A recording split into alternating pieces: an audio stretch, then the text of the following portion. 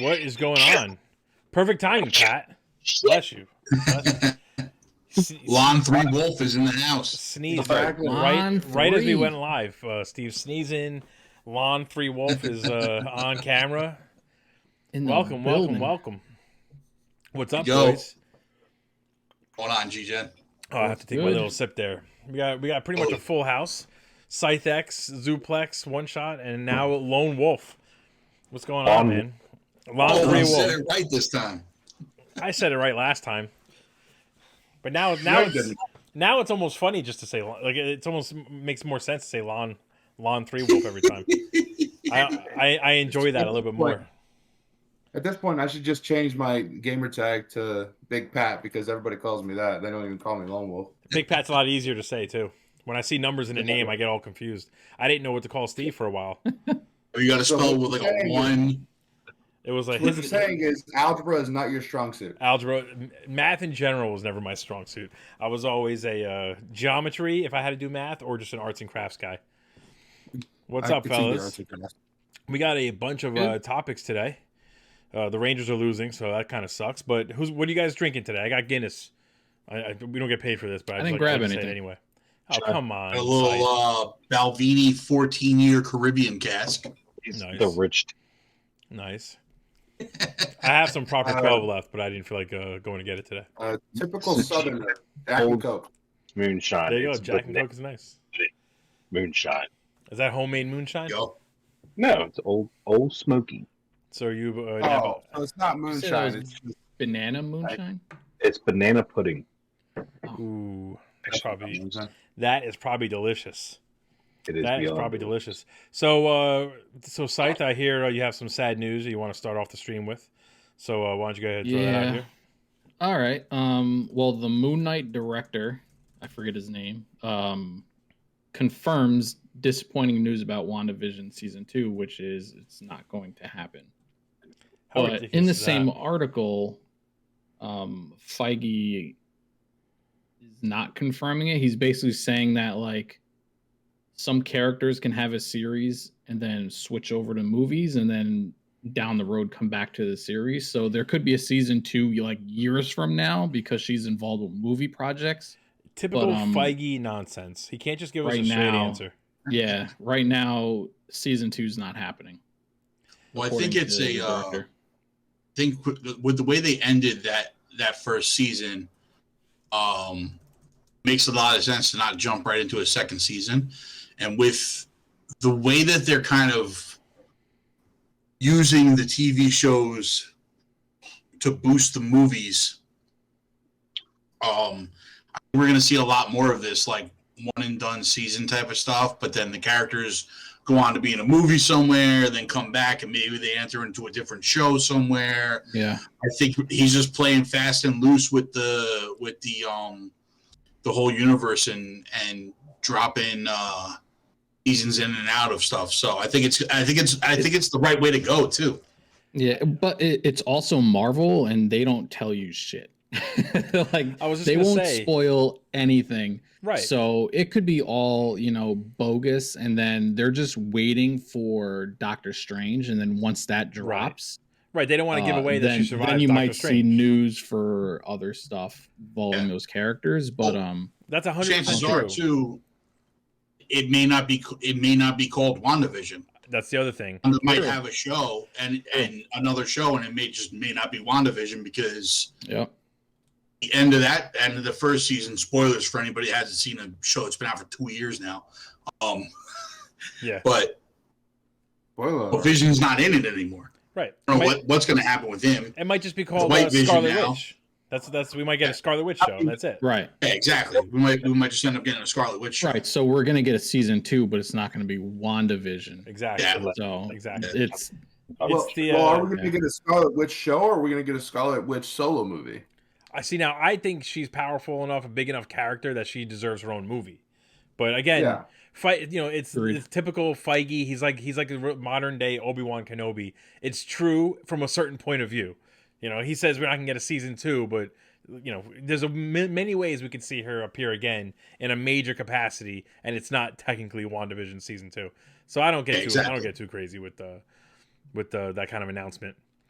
So yeah, I think for the most part, with what Disney's doing, it's completely unprecedented, especially with the Disney Plus, with their own network, being able to like contain this entire universe into one place where you can get all of this content is creating this really creative way for them to tell this one overarching story across shows, movies, animation, whatever else. And I think they're finding a way to do it all. 100%. 100%. So far, I knew it from the beginning. Once Feige said that the shows on Disney Plus will actually tie into the movies, you just knew right away that there was going to be a much more methodical approach to what we were getting on screen, and that everything was going to like legitimately tie in, not just random loose threads here and there, which is kind of what we wanted from the beginning, if we're being perfectly honest. Yeah. I have the other news if you want me to share.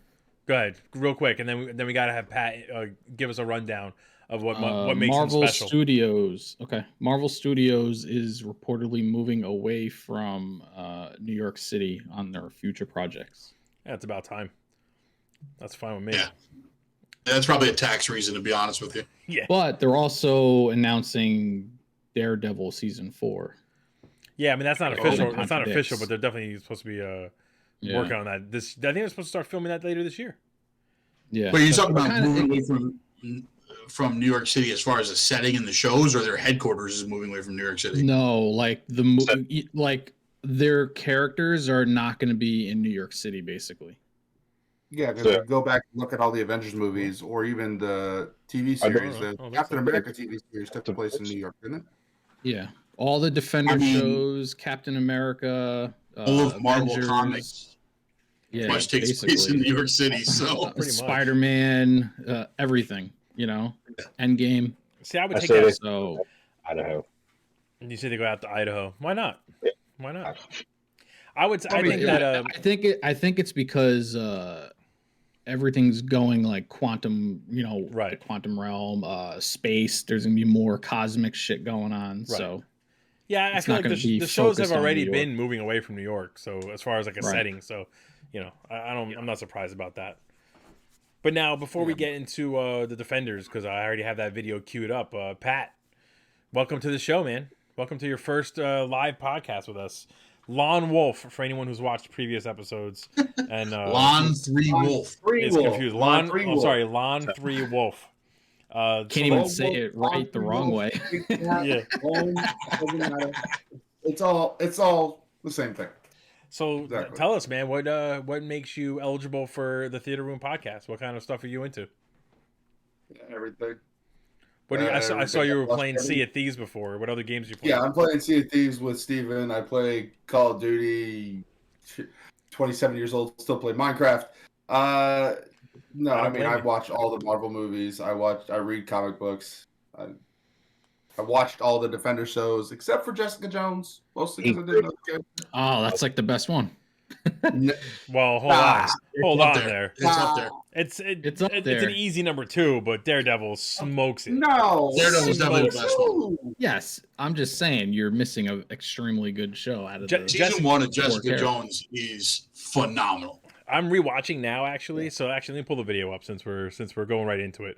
I'm gonna go ahead and pull the video up. I'm actually rewatching all the shows, and I mean Daredevil is just on a whole nother level. I mean, like, you know, Jessica Jones is good, but Daredevil is just unbelievable. By far the best one out of all of them. I'm partial to the Punisher series as well. See, I like Punisher, but I feel like they set the character up perfectly in Daredevil season 2. The first season had a lot of potential. Me personally, I don't know that they really hit that potential like I wanted them to. They didn't really do, you know, the character wasn't as good as I thought he was going to be. But the potential for season 2 with Jigsaw, I was so amped, and they kind of dropped the ball there. So. Yeah, I mean the Jigsaw angle in season 2 was a little weak, but I liked because I mean they had to update, you know, the Punisher character for the times, right? So like he can't be a Vietnam vet because he'd be 90 years old at this point. That wasn't right. So, that wasn't the part that I found underwhelming. I think it was. I think there's a lot less action than I guess I expected it to be. And I mean, there was it's action, pretty action heavy. It's not, but yeah, I say.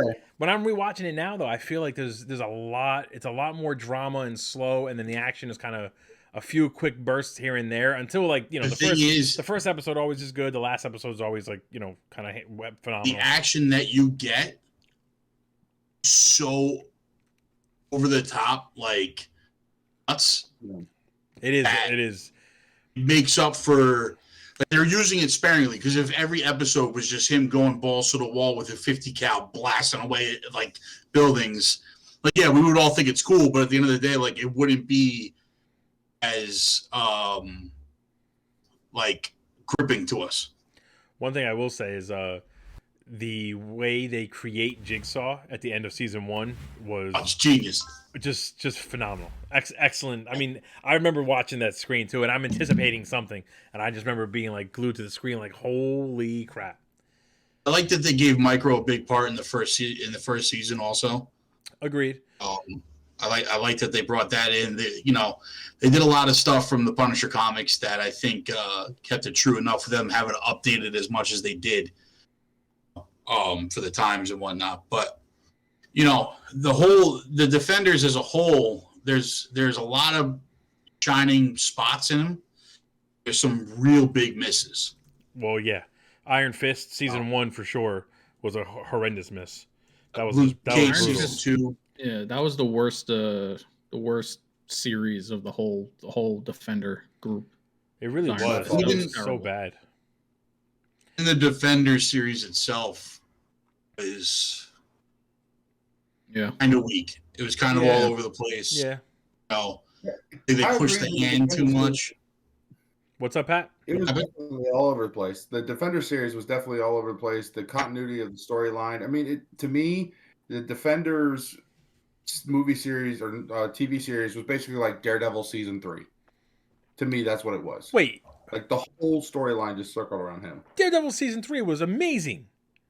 I understand that, but what I'm saying is like in order of, like, continuity, that it, like, the Defenders just felt like it was focused on a Daredevil storyline.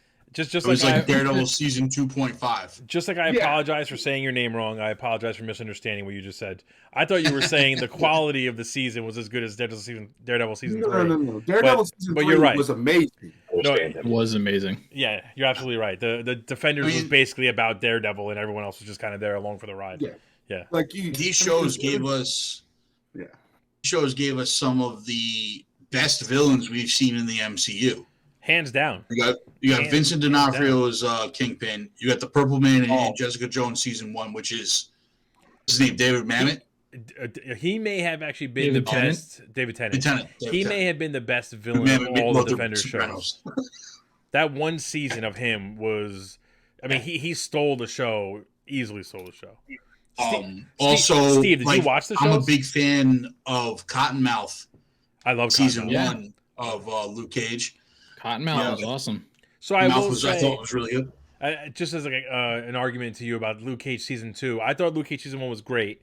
Season 2, I really love Bushmaster. I think it was. Was that the bad guy? I couldn't stand him. But I feel like they peaked with him in, like, episode 2, and then they just didn't really know what to do with him, and it just got worse and worse. I will say though that of all the shows besides Daredevil, because I feel like Daredevil, in my opinion, is kind of in a league of its own, Luke Cage was the finale or the end to a show that I was most excited to see where they go from there. He was basically in charge of the crime in Harlem, and I, as a good guy technically, so I was really all in on what's going to happen in season 3. I would love for them to revisit that, but I don't think they're going to. He was a great casting too. Yeah, excellent. But they dug deep for these shows, man. Like, they brought in Nuke to Jessica Jones. Yeah. They linked Luke Cage's powers to the Super Soldier Serum. Right. Nuke's powers to the Super Soldier Serum, which is now going to link in with Captain America Winter Soldier series also. The Captain Falcon Winter Soldier, I like to call it. Captain Falcon. Buttersworth says Falcon Winter Soldier. Buttersworth, thanks for jumping into the chat, buddy. He just said that Bernthal stole the show. Sorry, but the Punisher kicked ass. Huh? I mean, Bernthal's amazing. I'm laughing at your eye movement, man. Steve, I didn't hear you answer before. Did you actually watch the Defenders shows? No. Oh my God, this guy! Why do we keep bringing him onto the show? I didn't have internet. I think at this point, he should just never watch anything we talk about. Yeah. That's always just be the guy just sitting there, be like, I don't know what you guys are talking about. At this point, I'm just like pissing you off. Like, did you watch it? No, I didn't. God, fuck. You really need to blind react. You need to watch these shows and just record your reaction, seeing them for the first time. You know, that'd be kind of a cool series of videos content right there. Hell yeah, it is. That's content for YouTube. Hell yeah. Now you got to edit it a certain way so we don't get copyrighted. You got to cut every 10 seconds and mute volume and all kinds of shit. But you know what? You deserve to do all that kind of work if you haven't watched the shows yet. Fucking edit. That'd be great content though, for sure. Like Daredevil season 1 and 2, Steven? No. Oh boy. Like, it's just brutal. I didn't watch. I will. I'll admit I didn't watch Jessica Jones season 3. I haven't gotten back to that. I'm jealous because he can relive those shows for the first time. That's true. That's a good point. Right. You get to be as pissed off at Iron Fist as we all were. Iron Fist season 1, man. I remember being so hyped. I'm a big martial arts fan. If anyone heard me talk about Shang-Chi and all that stuff, I was so amped. And even with the casting of Danny Rand, I was kind of like, all right, well, I'll give him a chance. And then I'll never forget that first episode when it was done. I was like, if this is the whole show, I don't know about this. And then, season 1 ended and it was a good improvement to season 2, but it still wasn't great. Know where they screwed up with Iron Fist? I'll tell you exactly what it is. They could have kept him as Iron Fist, right? Right. Should have given him the mask off the rip. Right. Right off the bat. Instead of an origin the mask story. Off the rip. Stick some guy that actually knows how to do martial arts in that mask. Right. Let him do all the fight scenes. Call it a day. Especially like the choreography on the fight scenes for Daredevil, and then you go to Iron Fist. It's just like, it's just brutal. What'd you say, Steve? I'm sorry. I'll fight my wife because she's in chat right now. Is she breezy? Just putting shit out there. Well, so real quick, Buttersworth just said that One Shot needs his own show, and he can talk about the Masked Singer. Hey, listen, the fans are asking for it. The fans are calling for it, and now his wife wants to join him. Listen, the two of you could start your own podcast. He's Kenny from South Park. Yeah. My man barely. Buttersworth says my man barely talk. He's like Kenny from South Park. Well, Steve, how can you talk if you don't watch any of the shit?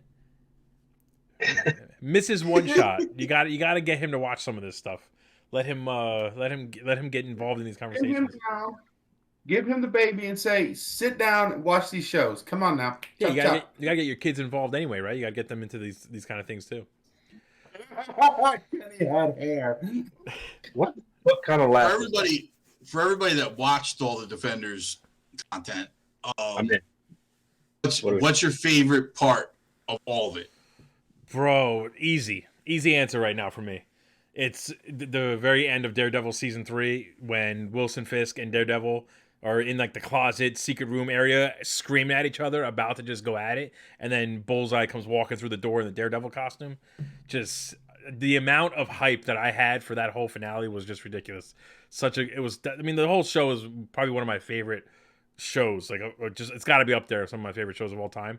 But that fight was just like amazing, so well done and so well built up. I can't think of like any specific moment. I can only think of like characters, like Fisk and Purple Man. Just the experience of having those two villains was just incredible to see on screen. Yeah. But the first time catching Daredevil's, one-shot hallway fight was just like mind blowing. I was like, holy shit, what is happening in the show? Like it was unbelievable to see at first. I mean, arguably Daredevil really kind of upped the game for TV shows with martial arts in them for sure. Go ahead, Pat. I would say my iconic moment from any of the Defenders shows, I think was Daredevil season 2, correct me if I'm wrong, is the Punisher in the hallway of the jail. Oh, that's a great fight. It's another great fight scene. That's just boom. That may have really sold me, like 100% sold me on John Bernthal's Punisher. Just him turning around and screaming and just kind of being like, all right, if this is what's happening, this is what's happening. It's just such a good. If this is how I go. This is how I go. Right. But I'm taking half of you with me. He takes everyone with him. then just stands there staring at Fisk. I feel like I'm gonna have to agree with Scythe on this one. Hallway fight scene, Daredevil season 1, episode 2 is the hook. Like without that fight scene, I don't think Daredevil takes off like it does. Yeah. No. You're talking about the fight season 1? So well done. Season 1, episode 2. Yeah. The hallway fight, the one-shot hallway fight scene is masterfully filmed. Yeah. Yeah. It really is. How good it is. I think the one thing Daredevil really got right, in my opinion, is the build up to these moments. You really always felt the exhaustion of Matt Murdock. You always felt the kind of intensity of like the fight that was happening. You never really knew that he was going to survive this moment either. Like, I mean, I guess you knew he was going to survive, but he could very easily lose these fights. And you always kind of were with him, kind of just pushing him to keep going, you know. Buttersworth says, my favorite Defender moment was Daredevil season 2, when Daredevil meets Frank Castle. What a setup for the rest of the season. That was very good. That was what I was going to say is my favorite acting scene out of all of it is the two of them on the rooftop just going back and forth, and he's like, "You can't protect them, Brad." I mean, that's comic books right there. Like, that's a comic book scene just come to life. Truthfully, if you want like a masterclass in acting, I feel like the scene, it's shortly after that. I think it's the same episode where John Bernthal I think he's in a grave and he's basically explaining to Daredevil why he does what he does while he's waiting for the cops to come. His acting, his whole little monologue in that scene alone, it just really, you just believe that this guy really is the Punisher just from that one moment. It's only like a 4-minute kind of speech, but it's just so well done. Yeah, Daredevil really was on a league of its own, man. Daredevil's such a phenomenal. I can't picture show. Anyone else being Punisher. I agree. I agree. Yeah. It's gonna be a long time. You really can't. Yeah. Unless they try to update Punisher like they did in the comic books with that silly ninja logo and all the other nonsense.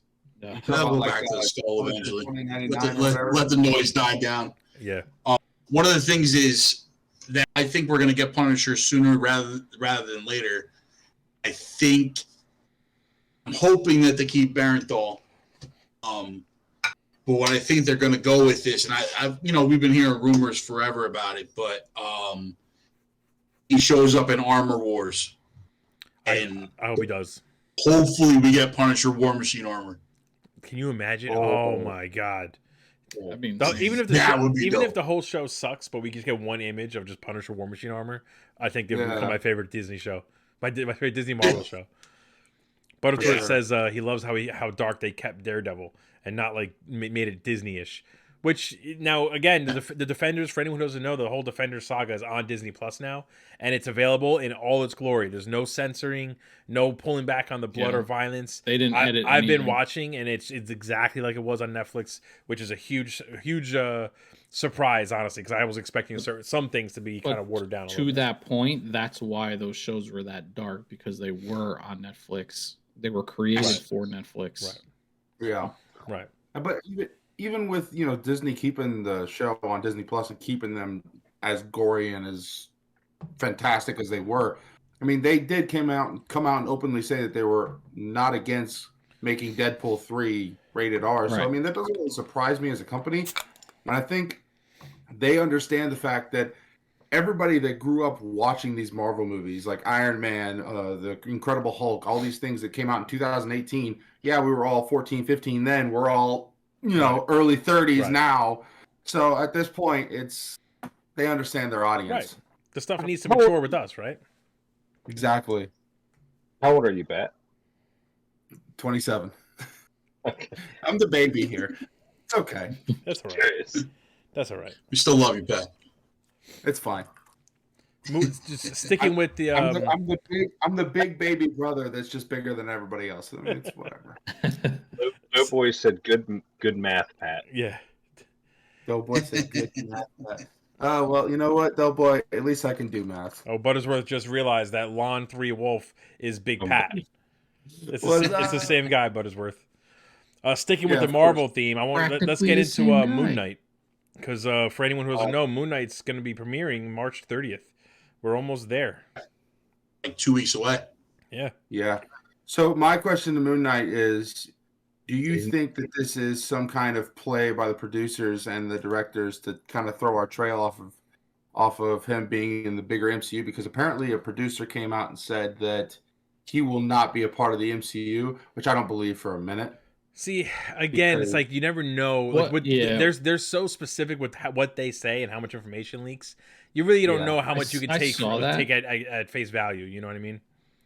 I saw that, and basically, he was saying that this show is not going to show a connection to the MCU yet because it's just going to strictly be him. Right. It's not going to like show the expanded universe. It's just introducing this character and building off of this character only.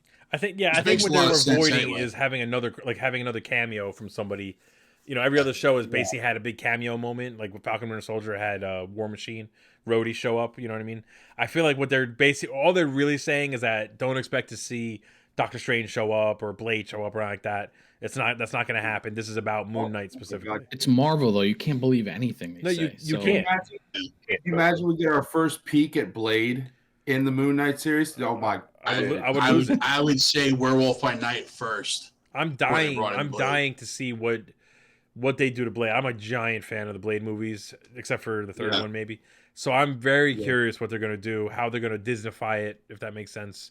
The third one with Triple H? Yes. He's Ryan Reynolds and him were the only entertaining parts of the whole movie, and not in a good way. Ryan Reynolds was amazing in that movie. Ryan Reynolds was funny. Didn't Triple H pedigree Blade? Yes. Did he pedigree him? I think he rock bottomed him at one point.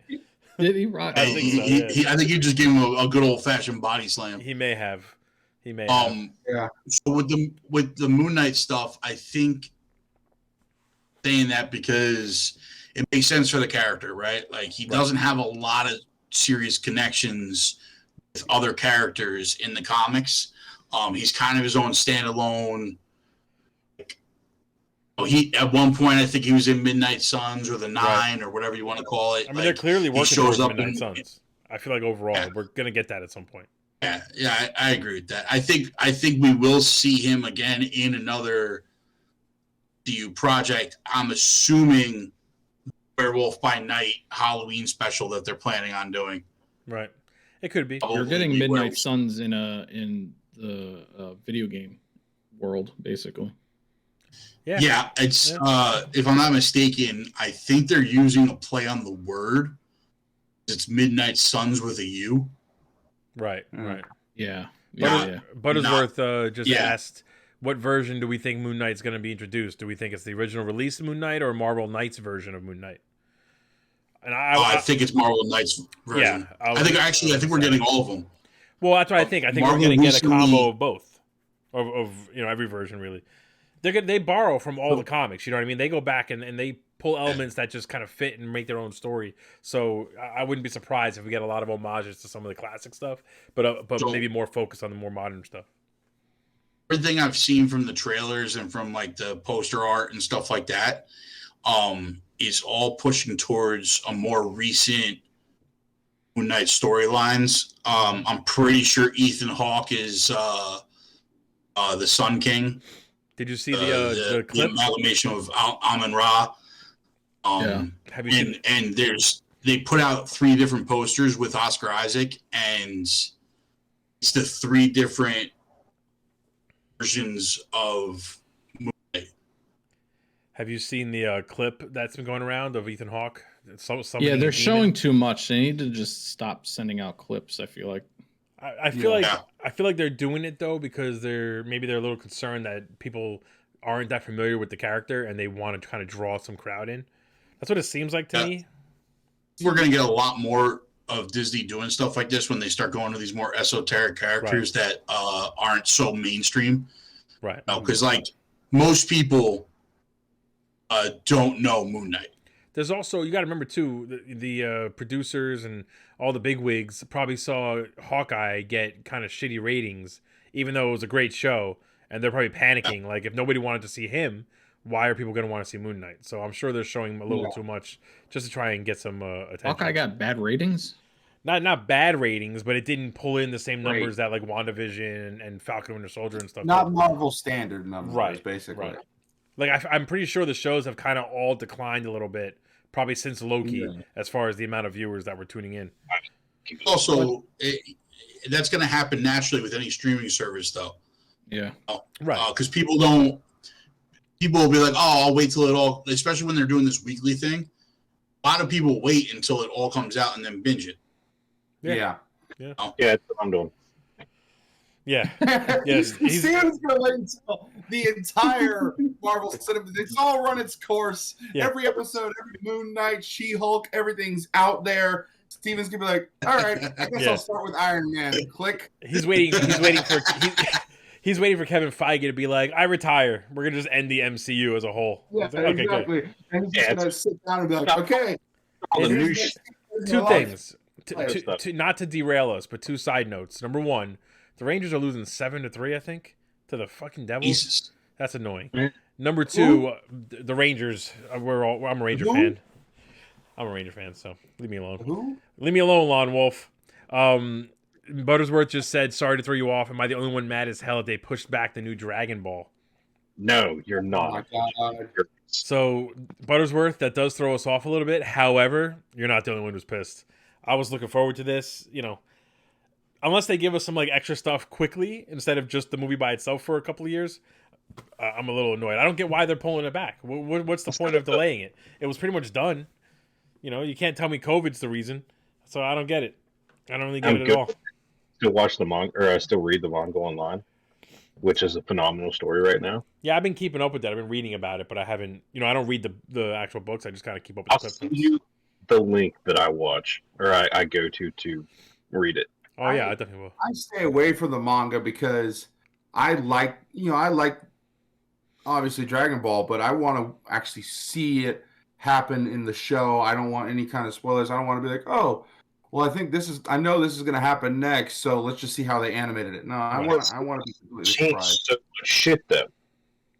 They do and they don't, man, because the main storyline stays the same though. The main villain stays the same. The main, for the most part, but reading it and to watch it is two experiences that are phenomenal. I do agree with you, Steve, but I think it's a little nuts that you're able to keep up with the Dragon Ball manga and you can't watch any Disney show, any Marvel show. Look, Daredevil's been out for 10 years and you haven't watched it yet. Right. I almost spit my drink. But he's like, oh, what? We're on episode 973 of Dragon Ball. Yeah, every week I watch it. Yeah, every week I watch Dragon Ball and I'm up to the manga, completely settled, great to go. I've watched every Attack on Titan episode. What's that? Punisher? Yeah, no, I haven't watched it. What's the Avengers? Iron Man? Buttersworth said that someone hacked into the Toei Animation server and stole the movie, and that's why it's delayed. Oh. So fuck that guy, whoever that is. I mean, wait, what happened?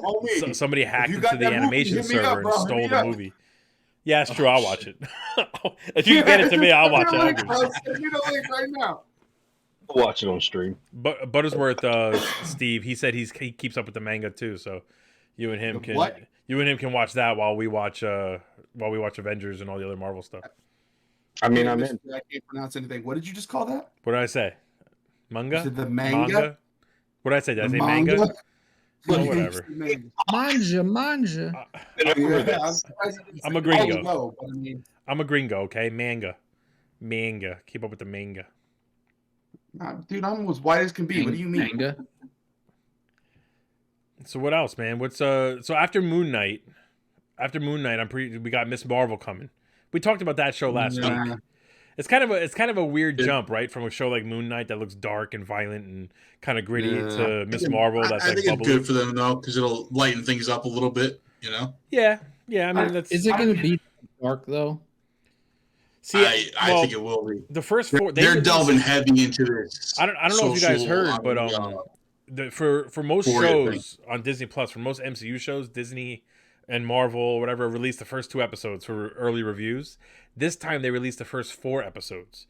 And a bunch of non-spoilerish reviews are saying that it's not quite as dark as like Daredevil as we kind of, the trailer made it look, but it is a lot darker than what we've gotten so far. So who knows what that means though? You know what I mean? Does that mean that they just deal with dark themes, or does that mean that it's more violent? What's up, Steve? Yeah. So maybe the lights are just dim. Maybe Maybe it's just maybe they mean being literal, right? It's just filmed in darkness.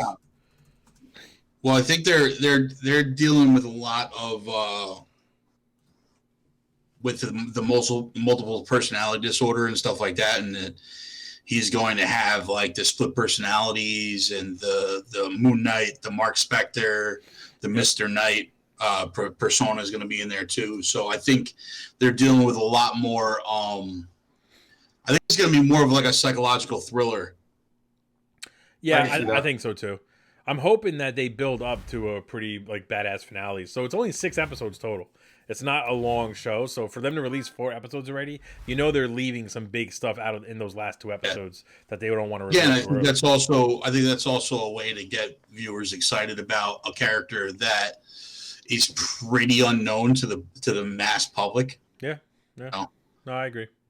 I mean, people are going to watch because it's Disney, right? Like it's the MCU. People are going to like the diehard MCU. People are going to watch it no matter what, whether you know who Moon Knight is or not. But bringing in those outsider viewers is the gig, right? Like the only way Disney Plus makes money is like by signing up new viewers. Yeah. You got to get that word of mouth out there, I guess, that excitement. I mean, like I said it last week, and I've said it before. As far as I'm concerned, as long as it's an MCU property, and it takes, it's part of the MCU, I'm gonna watch it. Excuse me, no matter what. Especially after the fact that the What If show seemed like such a separate thing, and now we're seeing that leak into the movies. That just kind of makes me feel like I have to watch everything. Mikey said that was canon from the jump. No, but he said it was canon. But I don't think anyone thought that the Sorcerer Supreme was going to show up in Doctor Strange 2 so soon. I mean, they're throwing everything in the Doctor Strange 2 at this point. So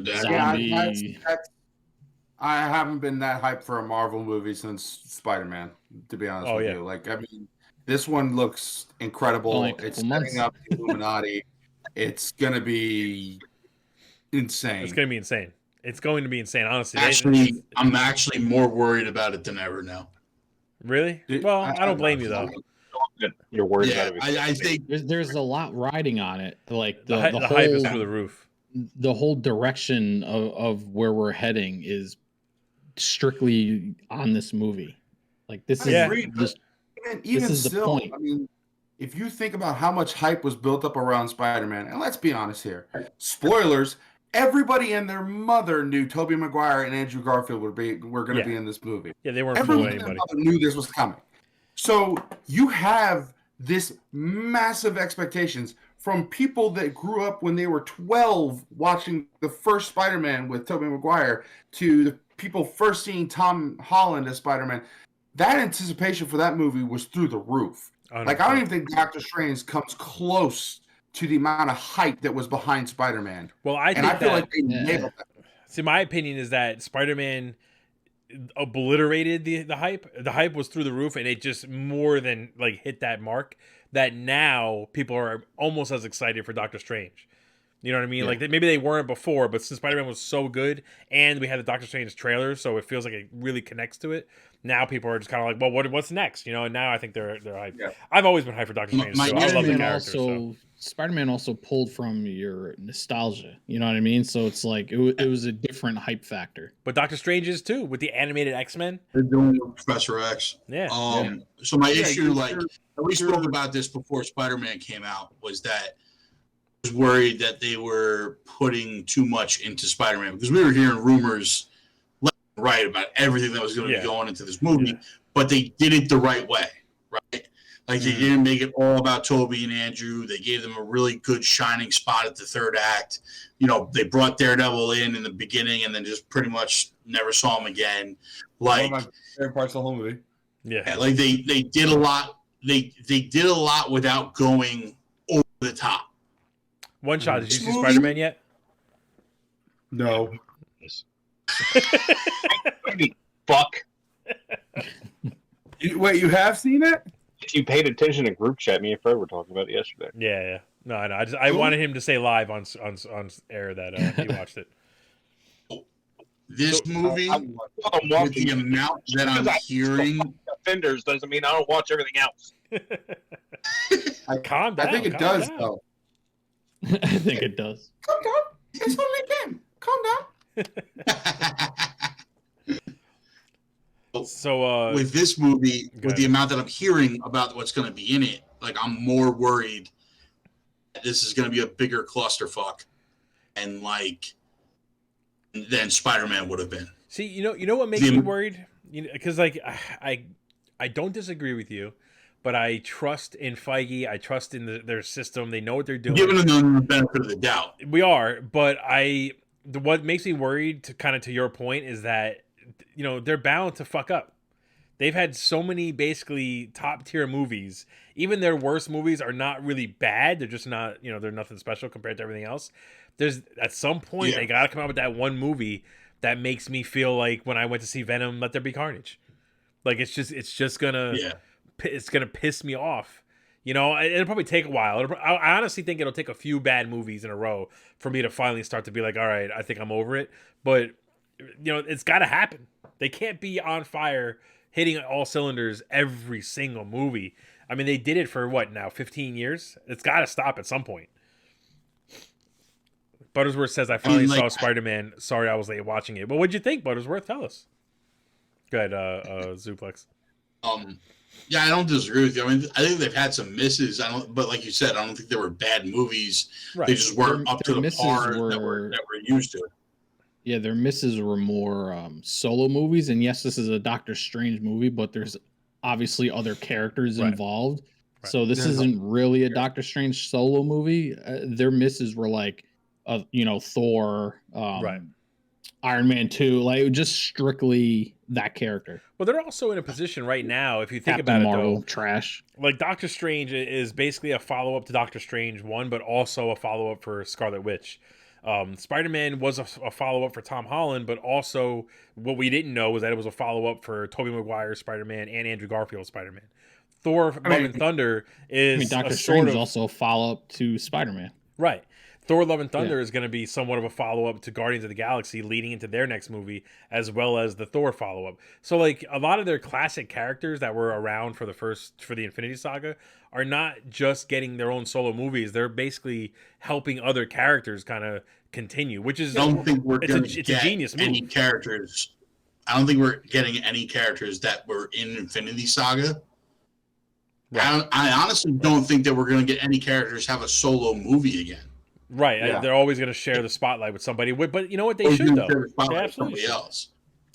We'll have solo shows, Moon Knight, but I don't think we're going to get... Like, even the Blade movie, I'm assuming they're going to bring somebody else into it also.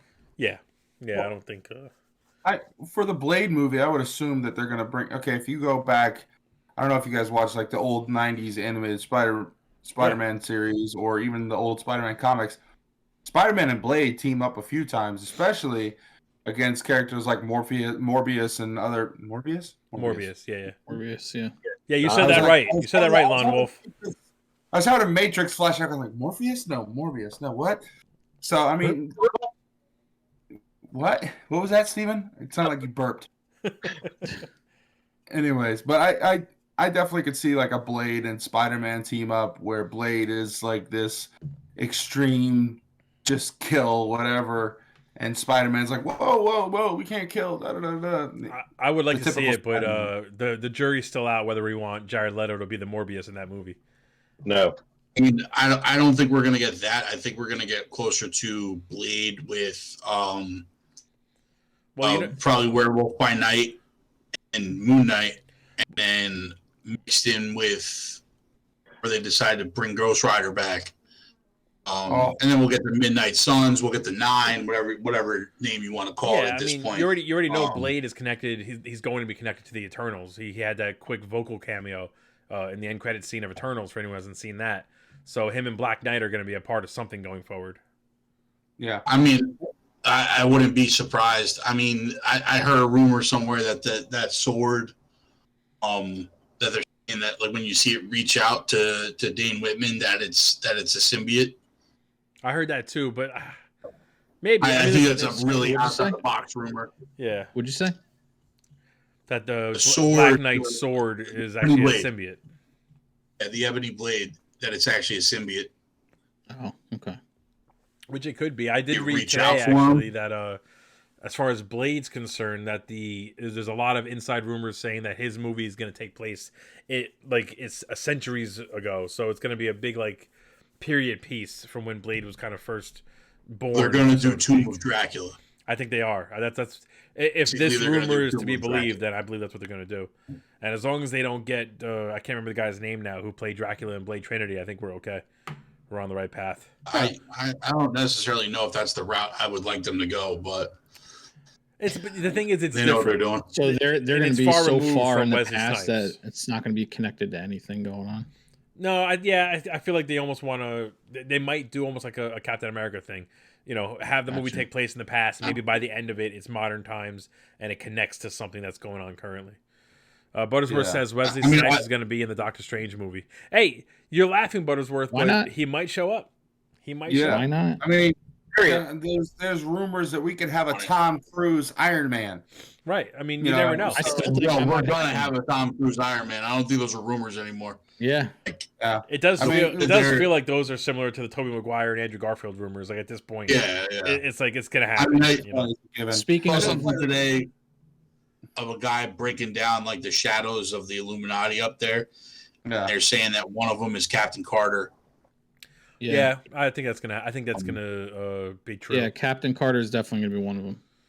And then I think the other ones I saw were Mr. Fantastic. Yeah, obviously Professor X, Superior Iron Man, and that's where I think a lot of people think that Tom Cruise is going to play. Is Superior Iron Man. Because if you look at the Iron Man comics, when he develops a Superior Iron Man armor, he's got his face out. Right. You know, it's just like a little half helmet. And I guess that was one of the things with Tom Cruise originally when they were trying to cast him for Iron Man. And he said, "Well, I want my face to be out." They're like, "You're going to be in a iron suit." Like, he was probably like, "I'll buy this whole studio, then just do it myself." Yeah, exactly. Not like you missed out on a multi-million dollar. Buttersworth said, Jr. is like shit. Yeah, but Buttersworth says though they should bring Dolph Lundgren's Punisher back. Hey, again, you're joking, but let him show up. Let him kill one person. Stop. Oh, come on! See it? I don't want to see it. I'm already like annoyed enough that they're bringing Patrick Stewart back to play Professor X. Yeah, they do need to move on, but there was rumors. There's someone new. There was rumors that they were gonna do a lot of the cameos that you're gonna see from old characters, Fox properties, whatever. They're gonna be like killed off in a sense. Yeah, I like all those variants are gonna kind of die off and then like birth the MCU version of them. You know what I mean? Yeah, I kind of feel like people are putting a lot almost like they're getting excited that any of the cameos that show up in Doctor Strange 2 is going to lead to their own movie or own universe or whatever. But I agree with you. I feel like maybe by the end of Aquaman, because at that point they're going to deal with Kang. I believe they're going to deal with Kang. Not Aquaman. I'm sorry, not Aquaman. Ant-Man. Quantumania, whatever. I feel like they're gonna by the end of that movie, all the time stuff is gonna kind of be over with, and we're gonna put us on like a straight line to whatever the next major event is. Which we'll have one timeline. And I think that's gonna be X-Men versus Avengers. I think they're gonna really gotta go all in on that once all this is done. All the time. Really, I'm all for it. Just don't give me Patrick Stewart and Hugh Jackman back. Right. Who do you want? I want them back. Who do you want other than Patrick Stewart? We did that X-Men fan cast on the podcast a while back. I think we were talking about Mark Strong. Mark Strong's a great choice. That's who it was. Yeah, I didn't remember who it was. You said. I mean, my thing is that the amount of freaking X-Men movies that they gave us with different casts and different things and timelines here, and hated them.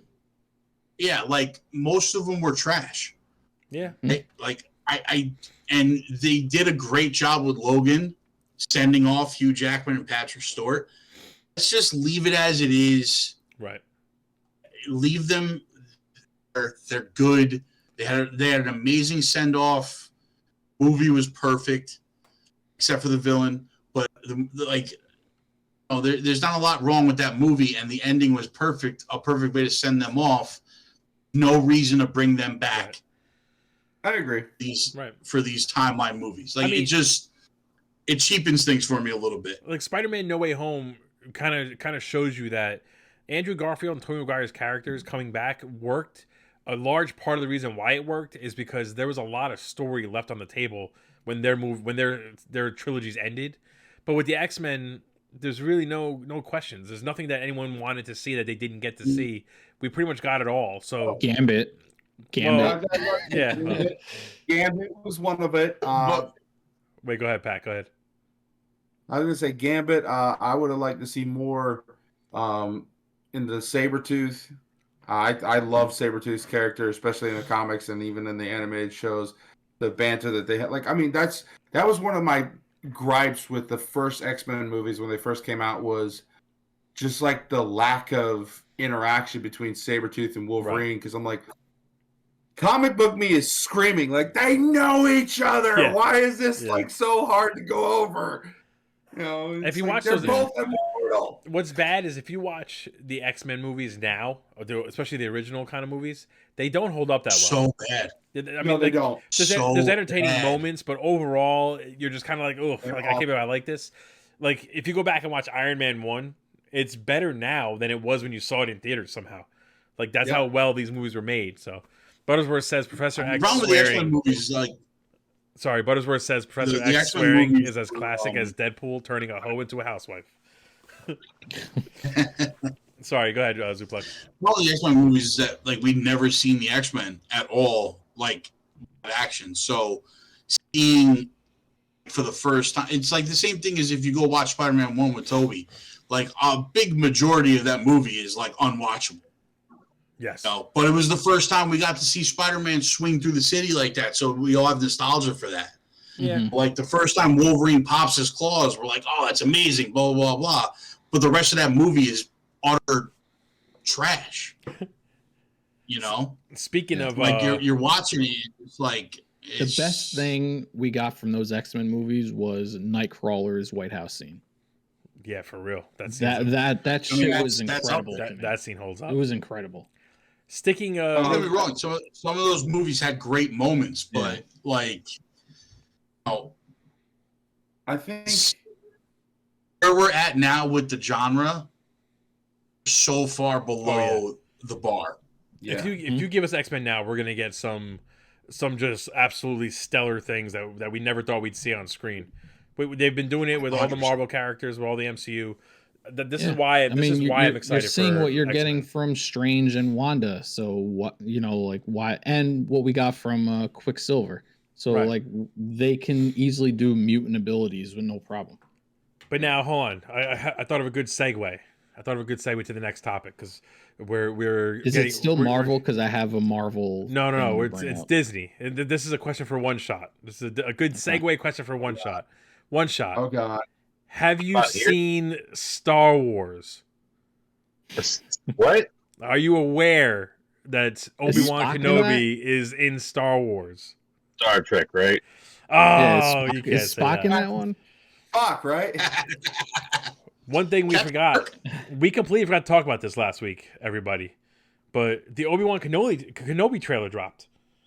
Like, how did we forget this? How did we skip over this? I think we got derailed by Batman. I honestly was watching the podcast and going, are we going to talk about, y'all going to talk about Kenobi? We have such a hard one for Star Wars related topics that I'm surprised you didn't bring it up.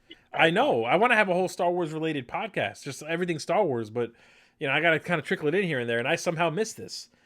I mean, were you guys as excited as I was? I missed it this week. I was the one that had to bring it up to you. I talked about it, but that was on the other show. I mean, this trailer didn't show anything, yet it showed everything I wanted it to see. I'm so excited for this. Darth Vader, Mustafar, his temple. We got Inquisitors. I mean, there's so much going on. Inquisitors is what got me excited. Seeing them. Let me ask you a question. I was going to say the only thing.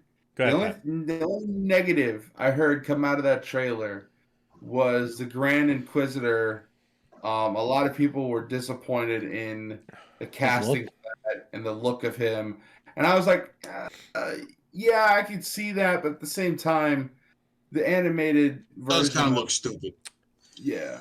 I mean, the animated version of the Grand Inquisitor has got this very narrow body shape and he kind of walks lightly, and he just moves. Looks like he's moving out in the show. It looks bad compared to how they gave us Cad Bane. Like, right, so drastic. Yeah. So the thing is, the problem is in episode 3. I don't know if you remember when Obi-Wan goes to the planet that General Grievous is at, and he talks to a few of the residents of that planet when he lands his ship the first time. That's the same race of people that the Grand Inquisitor is, and they looked way more menacing than the Grand Inquisitor does in this show. I will say, however, though, the actor they hired to play him is an unbelievable actor. If you ever watched Homeland, you'll know who I'm talking about. So maybe the trailer, you don't really hear his voice, you don't really see him do much, so maybe he doesn't look the part in the small, quick image you see. But I think we got to give it a shot, because I feel like he could be a menacing character. He knows how to play that kind of intimidating character. So, we'll wait till, I'd say you got to wait till the show comes out, honestly. Plus, honestly, the show's not even about Inquisitors. I want to see Darth Vader and fucking Obi-Wan go at it again. I'm so amped. You think they bring Darth Maul back? No, they already said no. Originally, Darth Maul was supposed to be the main bad guy, and him and Obi-Wan were going to have another showdown, but they switched it to Vader because they didn't want to diminish the final showdown between Obi-Wan and Darth Maul in the Rebels cartoon. So, and if you haven't seen that, then you should see that. So no, they've already flat out said that Ray Park will not be coming back as Darth Maul for this show.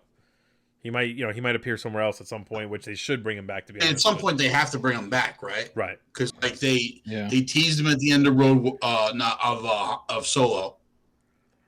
Yeah, they had to bring him back. Honestly, I want them to do a Solo sequel, but maybe make it just for Disney Plus. That movie was actually really good. It wasn't necessary. Nobody wanted more Han Solo or an origin story for Han Solo. It wasn't necessary. I wasn't a huge fan of the guy that played Han. Only because and it's not his fault. Let's be honest. Being over a role playing the younger version of something so iconic as Harrison Ford playing Han Solo is an impossible task. 100%. Why I didn't think they should have done it at all. And we really didn't bright need spots it. in that movie. We really didn't need a Han Solo origin story. Seeing him and Chewie meet for the first time is pretty awesome. Seeing the Kessel Run. I wasn't too crazy about that movie though. You know what? One thing we can't say is they at least didn't screw up Chewbacca. They didn't. Yeah. No. They didn't. They never screwed up Chewbacca. He was badass from the moment they introduced him to the very end. Sure screwed up Black Chrysanthemum though. Yeah, I mean they have time to redo that one. I can't really say that I'm a Star Wars nerd. I liked Star Wars. I've watched all the Clone Wars. I've watched Rebels. I've watched all the main episodes, the main movies. Have yet to sit down and watch The Mandalorian or the Book of Boba Fett. What? Oh, man. Mandalorian, bro. The only info I have on those shows are clips that I've watched on YouTube. So when Luke arrives in The Mandalorian, I've seen that. Oh, you spoiled yourself. No, but I am the one that doesn't watch TV shows, and I've watched The Mandalorian. The Mandalorian is worth watching for sure, especially is a masterpiece. Just for the history of Mandalore, for the Darksaber, just for the connections to the Rebels and Clone Wars. There's so much. There's so much. I will say we're getting a lot less Star Wars than we are MCU.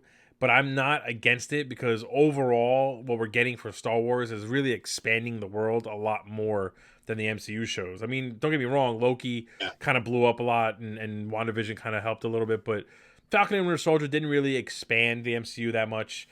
We don't know about Moon Knight yet, you know what I mean? But for the Star Wars shows we're getting, each one of them is really kind of growing the world of Star Wars a lot more. And giving That's what I was going to say. This trailer, the one thing I liked about it is it seems like following the Inquisitors around is going to be a big part of it. It seems like we're going to a lot of different worlds. Yeah. Oh, yeah. Getting outside the Skywalker saga, if you will. Because there's one point where they're marching down the streets of what looks like Tokyo. Yeah. Obviously it's not Tokyo. No, but I'm pretty sure that's downtown Coruscant. No, but you're right though. I want them to kind of get away from the Skywalkers as much as possible. I'm one of the Star Wars fans that doesn't need the whole galaxy to be so tiny that it's always Luke Skywalker and friggin' Palpatine. Like, let's expand to all these other characters. I didn't like that Luke Skywalker shows up in Mandalorian. I wish it was one of many other Jedi they could have chosen, or many other Force users. You're nuts.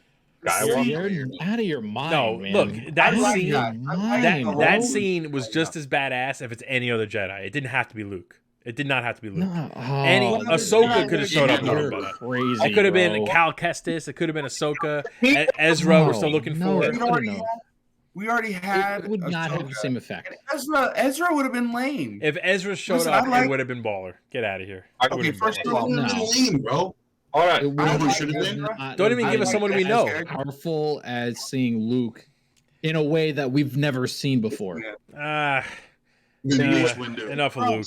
It could have been Mace Windu. Mace Windu, one-handed coming in doing that shit. Okay, yeah. Come on now. If Mace Windu shows up, yes, everybody's gonna go nuts. At the same time, I'm gonna go. How did homie fall out of an 80, 90-story building and live? Well, not.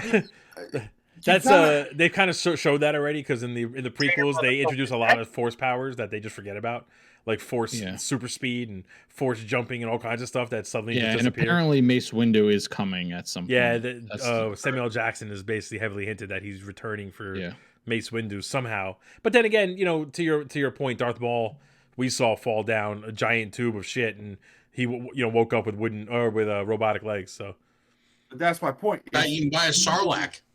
He's still around. Yeah. Even though we saw Darth Maul fall down and everything else and get cut in half, they still show you how he came back into the mix of things. They show you, oh, okay, so he fell down. He was found by this creature, was given legs, whatever, survived off of his hatred for Obi-Wan. If they just had Mace Windu pop up out of nowhere, I would have been like, hold up, wait a minute, rewind, back up 5 minutes.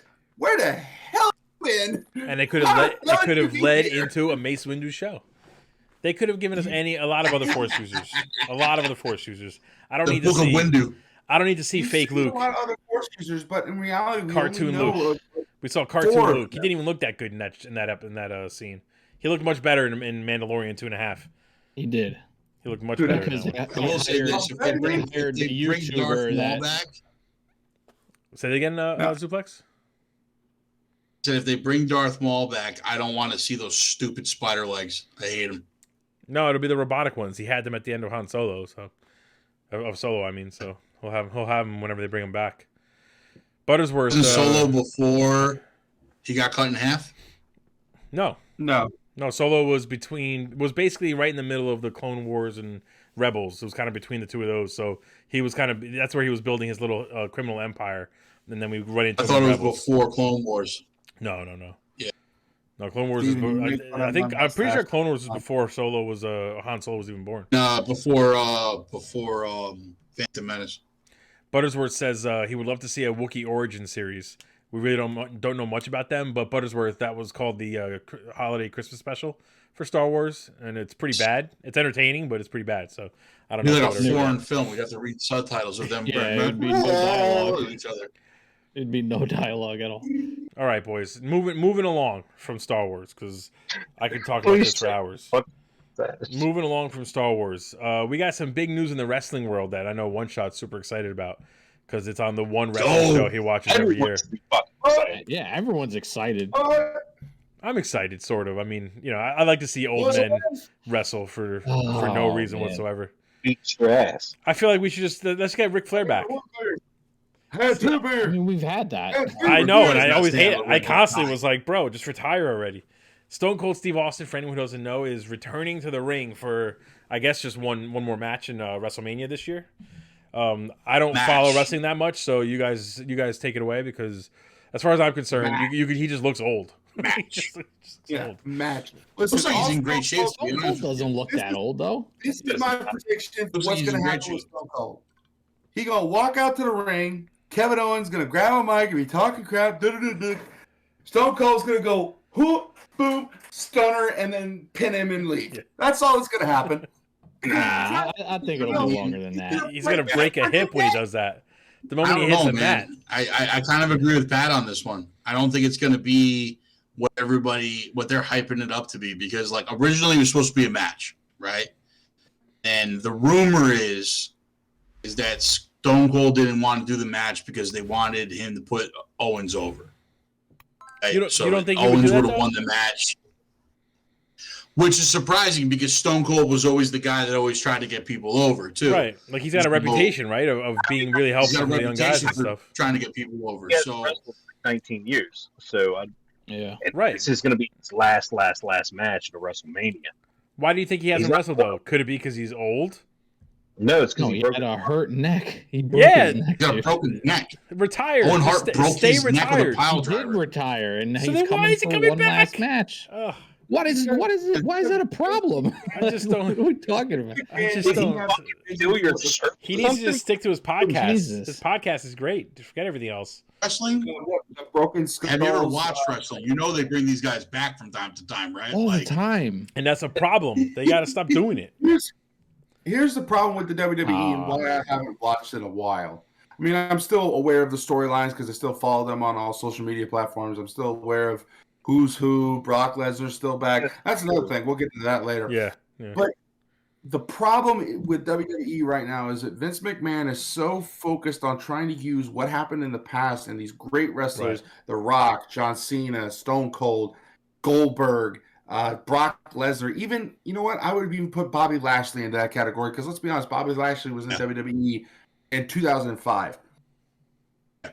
Vince McMahon is losing his touch.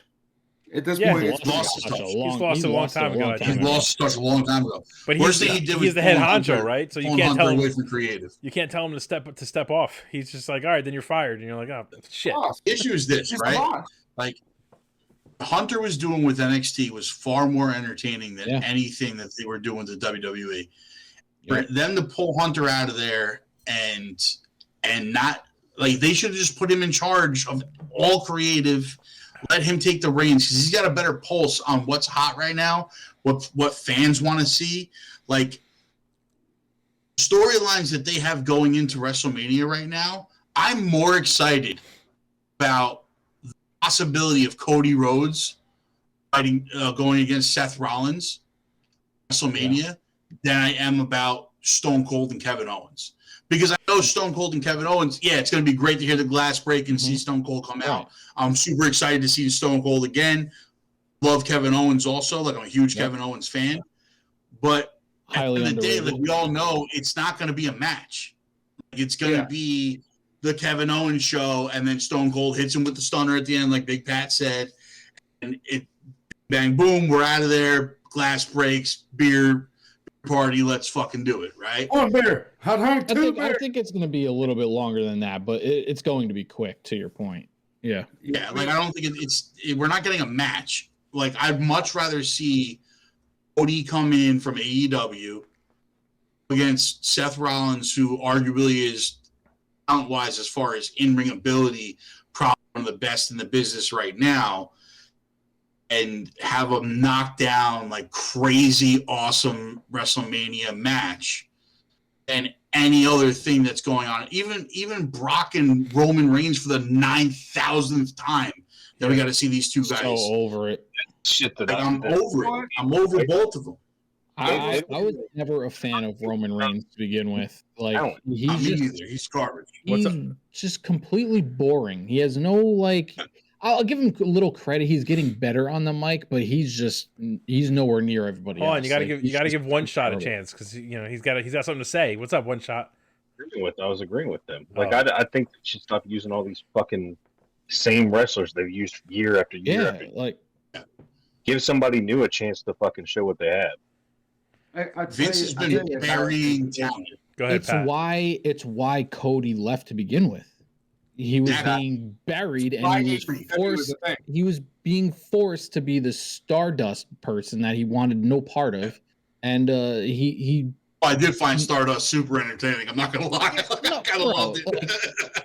It was completely entertaining, and him and Goldust together, it was hilarious. But like they don't let the talent, direct their characters. They're forcing the character onto the talent, so it's like.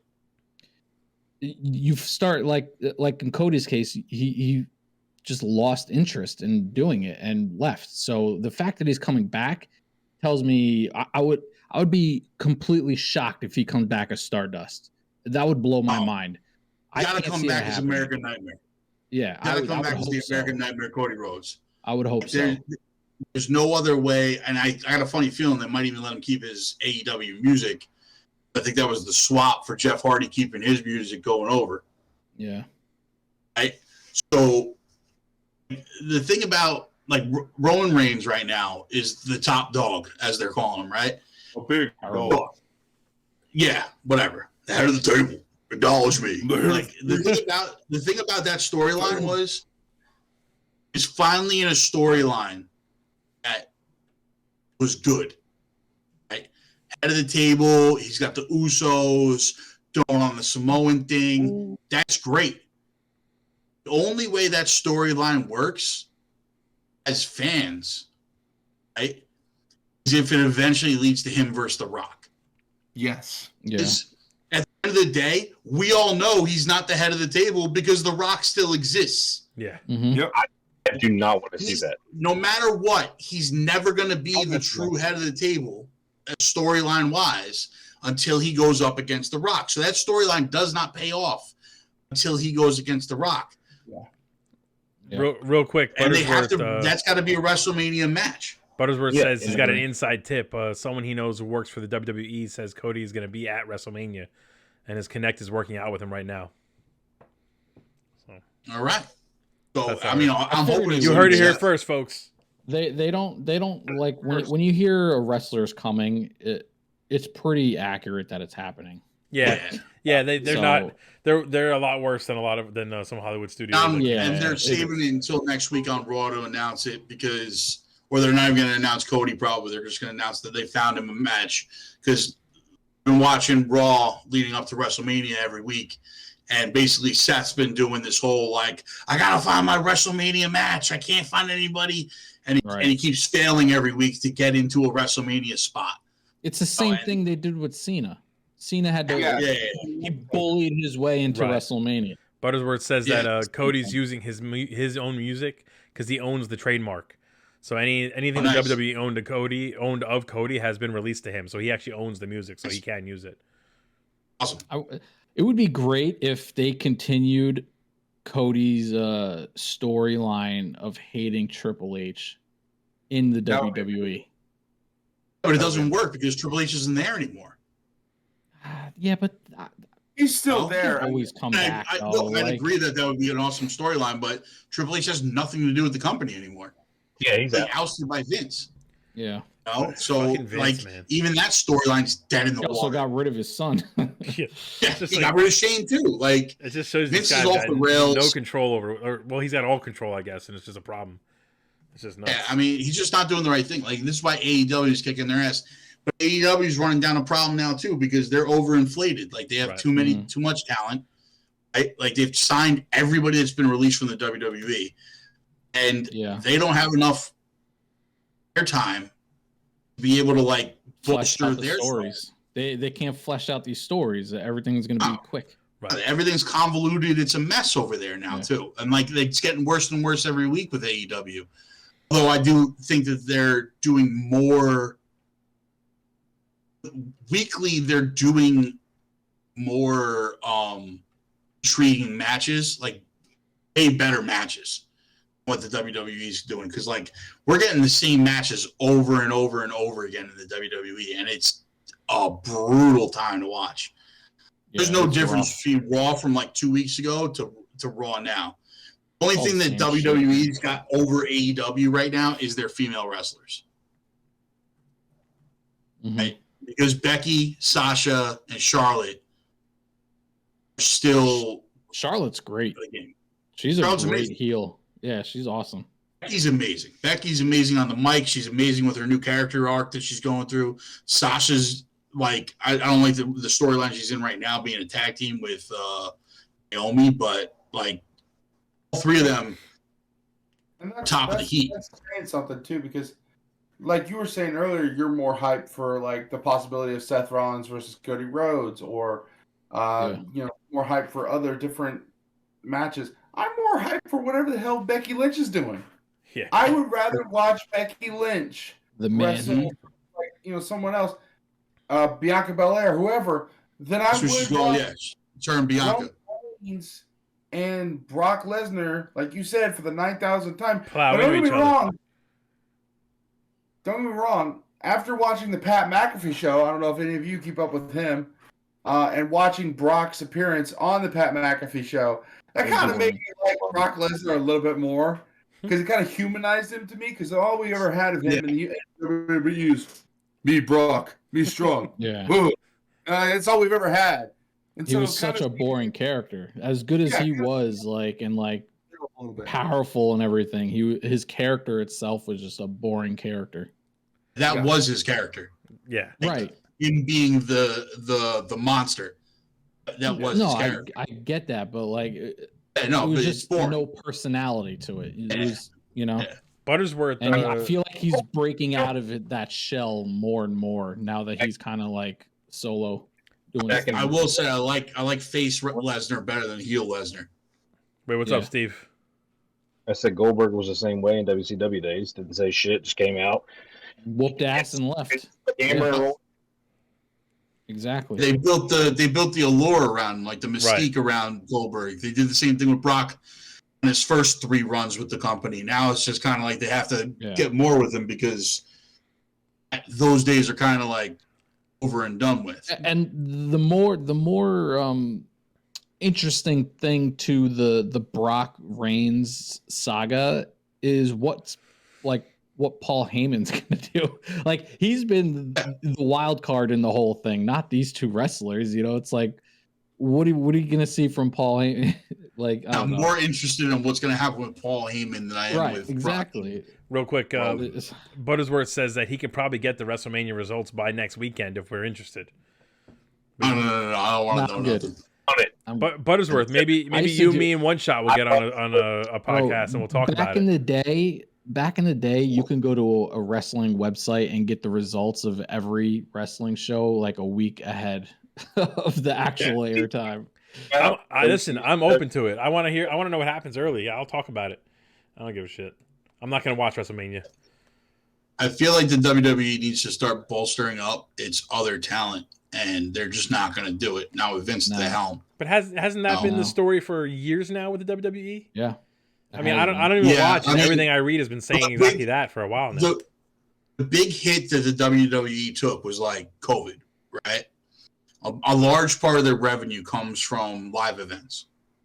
So them not being able to put on live events for over a year made them lose a lot of money. So they had to start cutting contracts.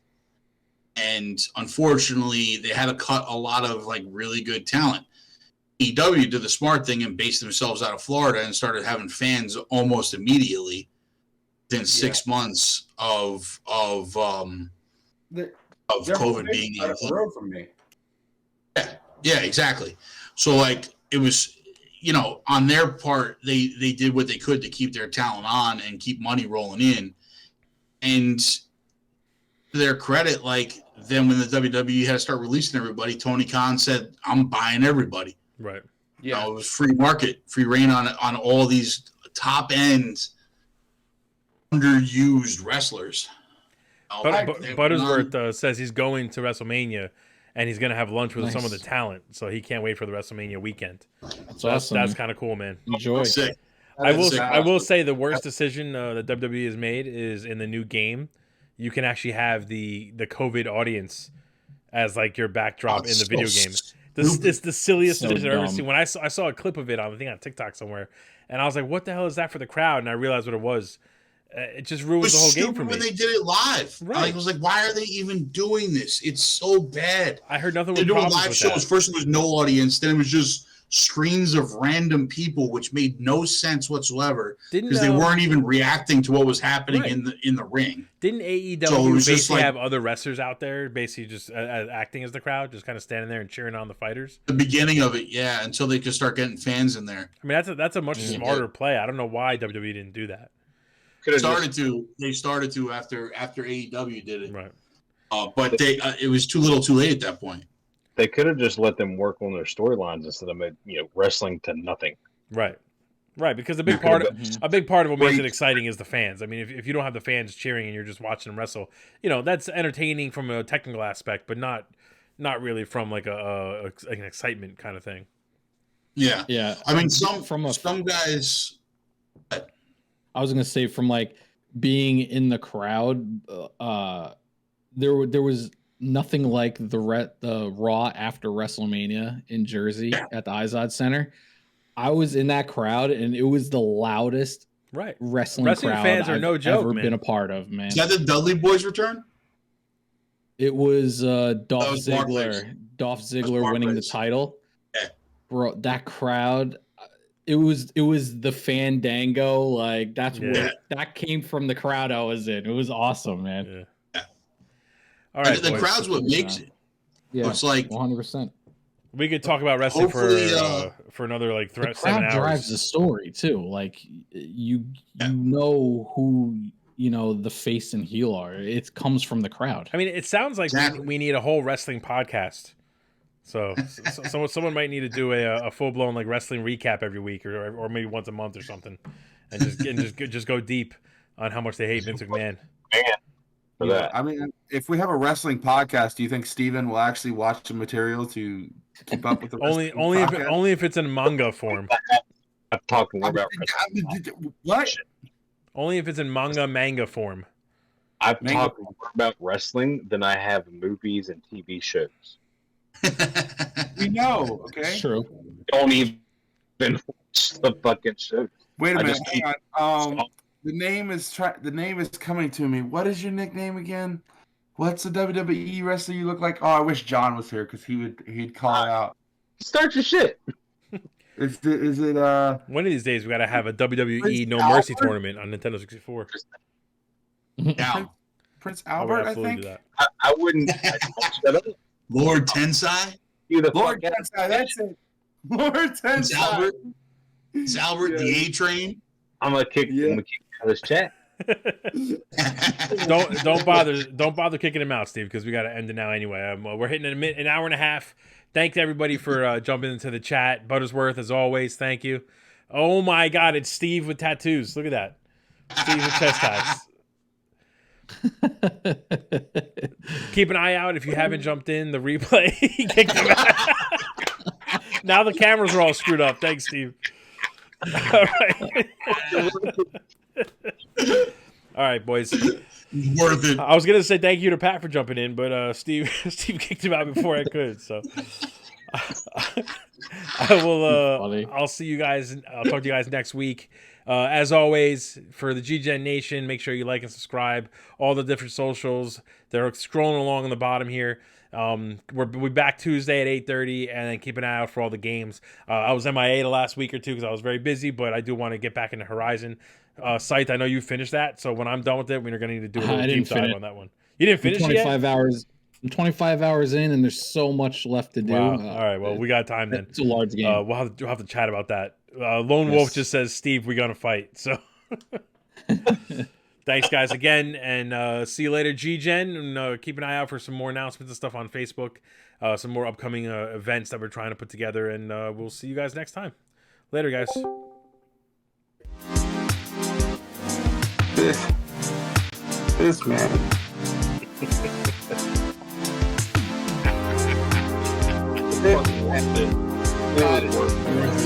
Funny. Look, I can do kick